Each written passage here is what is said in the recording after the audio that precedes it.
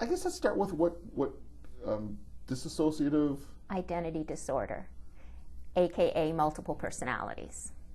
And it almost 100% it's a result of sexual abuse of children, from what I understand. Yes, there's also some evidence that there are some other situations that can produce DID, but for the most part, yes. And I guess part of it is we naturally kind of compartmentalize things in our lives. Exactly. But this is a huge traumatic version of that, and much more isolated.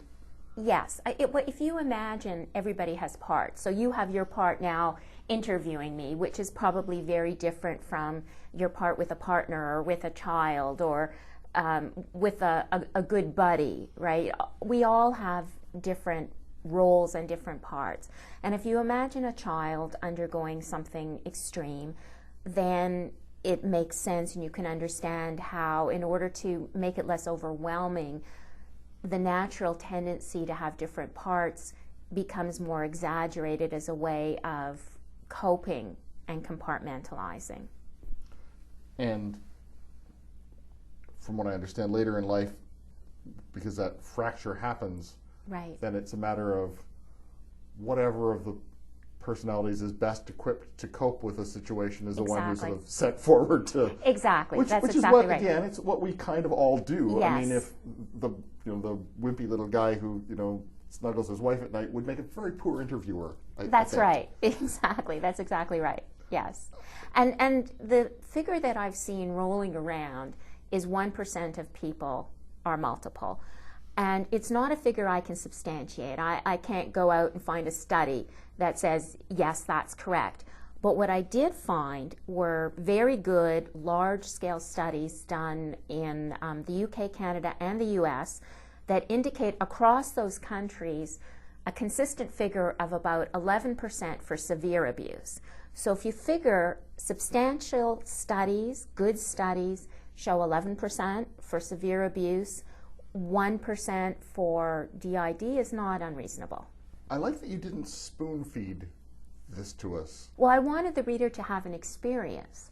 That's what fiction does, right? Nonfiction spoon feeds you or tells you about what something is. A story lets you experience it. And and it felt kind of disturbing to suddenly, because I guess a book is like an integrated consciousness, and then suddenly it fragmented on me, and I was like, whoa, what have you just done to me?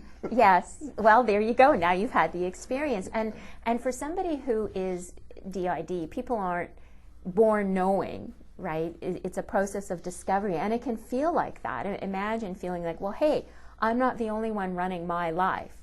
There are other people with consciousness, with awareness, who are living with me. That can be a very strange realization initially. We have Sharon, who's sort of the central character, but then we also have another damaged girl who's the girlfriend of Sharon's son. Right. And this is like 14-ish kind of. Yes.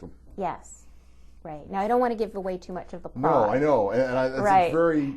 Yes. But there's been a tragedy in her family. Yes. And Sharon is starting to see aspects of Kathy, of herself in Kathy, but she's worried that is she just projecting? Right. Exactly. Yes. And I think that is one of the things that really interested me is, if somebody is DID, what would they see that other people wouldn't see? And that was really the question that propelled the novel for me in its very beginning stages. What would this character see? And that's the exploration of the novel, and was the exploration for me. And what that led to was quite a gripping story for me to write, and I hope for readers to hear. It was also fun to see other characters through Sharon's multiple eyes. Yes. Because some of them liked her group of friends who sort of got together once a week. They would, right. And sometimes, depending on who showed up, yes, their tolerance level for somebody would change. Yes, and then that is revealing, right? Because you get different perspectives on the same situation, and you put all of those perspectives together, and you get a much bigger picture rather than the narrow perspective of just one part. And that's one of the delightful things about DID. You know, DID has all kinds of complexities, but one of the really cool things about DID is this multiple perspectives. And as a writer, that's always interested me in all of my novels, has been how when you add more perspectives to a situation, how much bigger picture forms with that. At times it was like reading a novel that has multiple narrators, except it really wasn't. Does that make any? It makes total sense, and that's exactly what I was trying to achieve, because there are multiple perspectives, there are different identities, different people, but they're also one. And so your take on that is exactly what I was working all these years to achieve. The book is Web of Angels. It's a novel. I've been speaking with the author Lilian Nattel, and Web of Angels, published by Canapa Canada.